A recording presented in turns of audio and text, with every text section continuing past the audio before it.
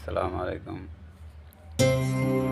আজ আলু সিদ্ধ দিয়ে টাটকা মাছ দিয়ে তরকারি রান্না করেছি। বেচারা জীবন,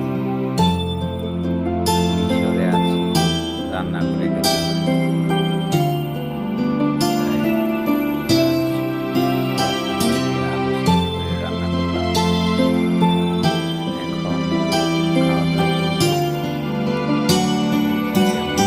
এখন খাওয়া দাওয়া করবো। দেখি কেমন হচ্ছে। পরবর্তী আরো অনেক ভিডিও দেওয়ার চেষ্টা করব। আসসালামু আলাইকুম। দোয়া করবেন সবাই।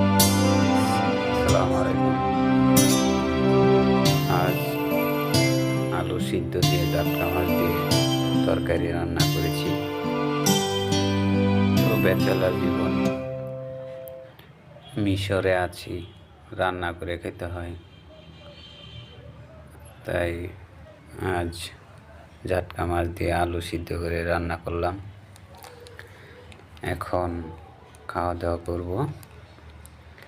দেখি কেমন হচ্ছে। পরবর্তী আরও অনেক ভিডিও দেওয়ার চেষ্টা করব। আসসালামু আলাইকুম। দোয়া করবেন সবাই।